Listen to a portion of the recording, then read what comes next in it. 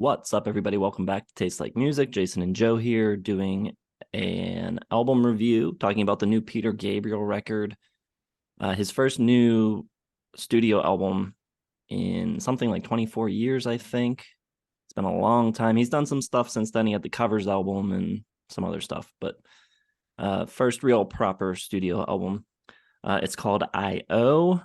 Songs have been trickling out for a while now. Going into the record, I had heard Panopticon, which was the first single, and then I avoided the rest. I saved the rest for the full album listen. I was keeping my expectations pretty low. I couldn't really imagine after like 21 years that it had any chance of even being as good as Up. And Up is not one of my preferred Peter Gabriel records. So I expected it to be at least a little worse than Up, but I'll save what I actually think of it for after Joe says something. Yeah, I kind of had the same, feelings about the new Peter Gabriel. I, I, Us, I liked from '92, but that for me was kind of like a last gasp. I didn't think Up was very good. It was really boring. I know when we did the Gabriel discography, I mean, maybe 3 stars. It just kind of went in one ear and out the other. So I really had no expectations. I heard one single and it got me a little excited just because, I mean, it sounded good. I liked the production and I thought Gabriel sounded really good on it.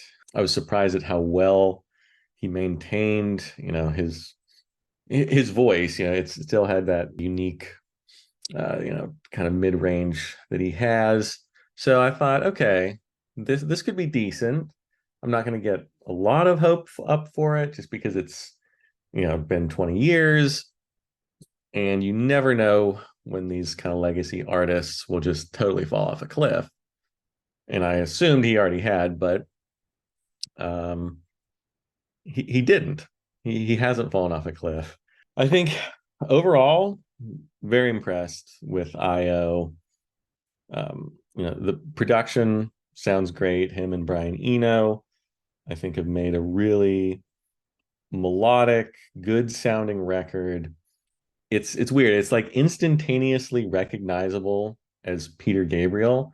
Like it has that very unique sound that he has and he's had since really so.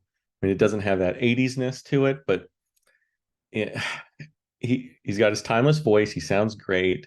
Doesn't sound old.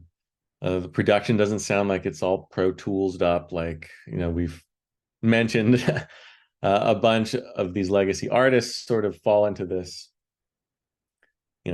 dead zone where their production falls off so much, and it just sounds. I don't know if cheap is the right word, but it sounds like a lot of the work is being done in Pro Tools to kind of, whatever, they don't have it anymore. And it winds up sounding kind of fake and cheesy and not very good. I think this still has his sound. It's like the version of the future, but from the '90s. It's a little cold. It reminds me of like a lot of like white panels and outdated electronics, but in a way that only Peter Gabriel can really do. And I think the musical palette is, it's indebted to So and Us. I barely remember what Up sounds like, so I'll just pretend like that didn't exist. You got the traces of world music, the traces of kind of jazziness. I think his band sounds great. He's got Tony Levin on bass, so that's obviously a big plus. Manu Katché on drumming, and he brings in that kind of jazzy world music feel to it. It's lively. Some really nice synth work from Brian Eno across the board. David Rhodes, who he's been touring with for a long time on guitar. Just a really good backing band to support Gabriel, whose vocals sound great. His falsetto is still really nice. He really still sounds like him. Like you wouldn't think almost 37 years after So that he'd still have that really recognizable unique tone. And surprisingly, the songs are real good too. I think Panopticon Has that kind of like dark energy. It oozes and pulses. Something like The Court, he's bringing in lots of strings, a little Baroque styling in that bridge, which is great. Uh, Contrasts nicely with the verses, which are almost like 90s talk singing a little bit. But that bridge kind of sounds like his early solo stuff. It's almost Baroque sounding, which is cool.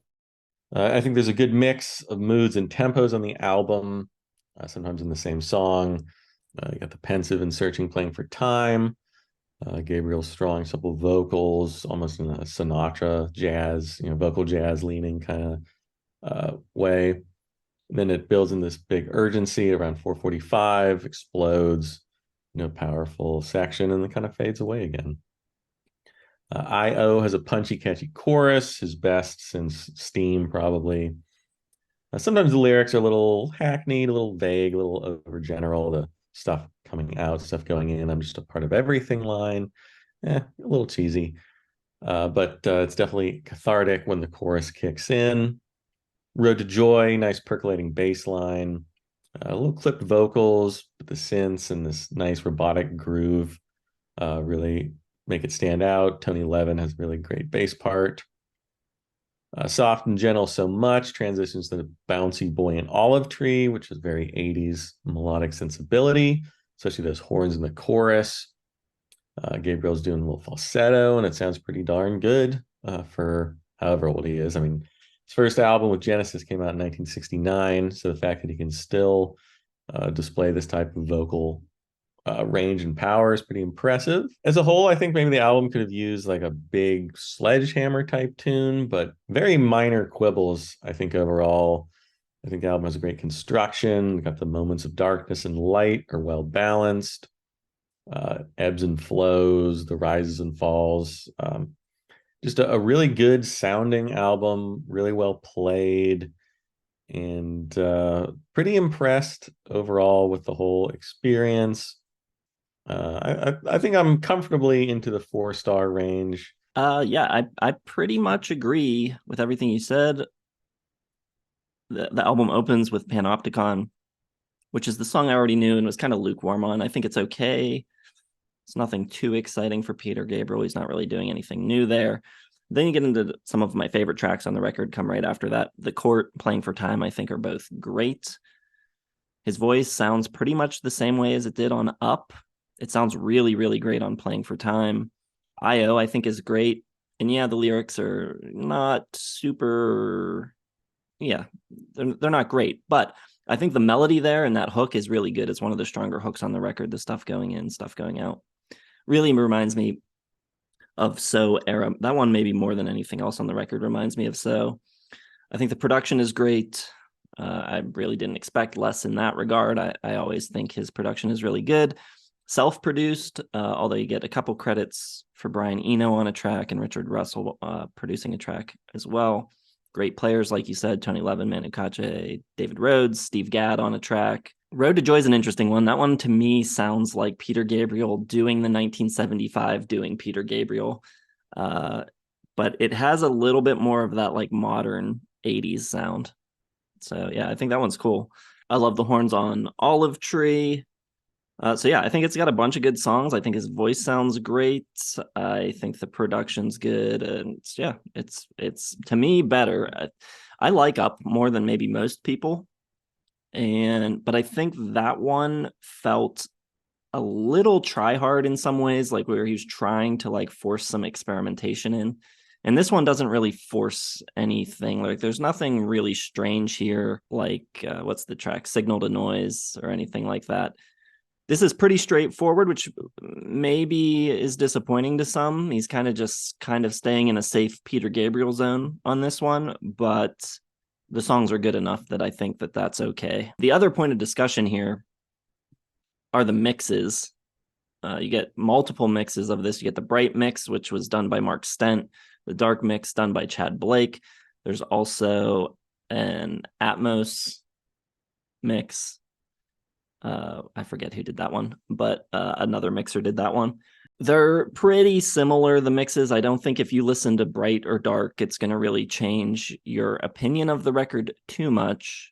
To me, it's kind of like the difference between listening to the same record on different stereos. Like there's some differences, but not drastic enough to change my opinion of the music. It's not like remixes where like they're vastly different and there's other elements there. I do think though the dark mix is my preferred of the two. If I had to only take one, I think you get a little more separation. You can hear a lot more of the individual elements. And the real thing that made me, land on the dark side mix is the song So Much. If you listen to the way it's a very sparse song, there's not a lot going on. It's a lot of vocal. If you listen to the two vocals and compare them, I think the bright mix of that track, his voice sounds kind of tiny. There sounds like maybe a lot of the low end was rolled off or something. He sounds a little affected by what's happening vocally. And I think on the dark mix, his voice sounds really big, really full, just like that full on Peter Gabriel. So I think you get more of, the star of the show, the thing that you're there for, the Peter Gabriel voice. I think you get a better version of that on the dark mix. So that's my take on that. But I know there's, debate about that. There's different people preferring each one. There doesn't seem to be a consensus choice on that. I listened to both, and I really didn't notice much of a difference at all. And I wasn't really, I didn't listen to them back to back. So I think I basically listened to the first like 10 seconds of Panopticon. I was like, okay, Dark Side sounds better. So I'm just going to go with that for the whole listen. And I listened to the Dark Side one at least twice, and then I tried the Light Side. And I couldn't tell you the difference between them, but the first 10 seconds of Panopticon sounds better on the Dark Side. So I'd go with that one, I guess. Yeah, I think it boils down to if you A/B them, there is a clear difference. But if you just take them in isolation, you're not going to notice too much, I don't think. And maybe, it would have been cool to have a little bit more difference between the two mixes, even if it's not, different instruments, and just maybe a little bit more playing up the idea of having two really different mixes of the same album, I think would have been cool. So I don't know, maybe a lost opportunity. The whole releasing releasing a song based on like the phases of the moon, also kind of weird. I mean, the whole thing was released before the album actually came out. And like, I mean, maybe that's something to do when you're like 25 and like trying to break into the biz or something. But at this point, it doesn't really, add much to the experience. And because it is kind of, it's not experimental and it's not kind of like wild and all over the place, it just makes more sense to have one normal mix that's like the standard. Like you're not getting like this really crazy experience listening to both sides. Just, save that for the youngsters and the flaming lips and the weirdos. Like this is just a Peter Gabriel record that sounds good. Just go with that. Yeah, so I'm at 4 stars as well, pretty easily. It's not a high 4 stars, but it's not a low 4 stars either. Nice and solid 4 stars. Good, better than expected. Yeah, This it's good. one came out after all of the year-end reviews and year-end lists came out. So it'll be interesting to see if it slides on to any next year lists or if it's just totally forgotten about. But people were saying, oh, it doesn't matter because it's not going to make my list. Well, I think it's pretty darn good, and it might show up, in my top 50, top 25 somewhere. So Yeah, so there's been a lot of people. We did that Rolling Stone reaction to their list, and people in the comments there were saying, they should have had Peter Gabriel. Why isn't Peter Gabriel on here? And I don't know. I think it is good enough to make, a full top 100. There's a lot of room for a lot of things. And I think it's good enough to have made a top 100, a top 50. I also understand it not being there. Even if it was out in time, like, I don't think we'll look at 2023 and remember I.O. as one of the most significant albums of this year. It is very good, though. It'll probably make my top. at least 100, maybe top 50. So that's about where it sits. It's a very good record, better than it should have been, maybe. So definitely worth a listen, especially if you're a Peter Gabriel fan. Let us know what you think of it, which is your preferred mix, all that stuff. Drop it in the comments, hit the like button, subscribe to the channel, hit the bell for notifications. Check out all the links in the video description. Find us on social media, Patreon, all that good stuff. Thanks for watching. We'll see you in the next one.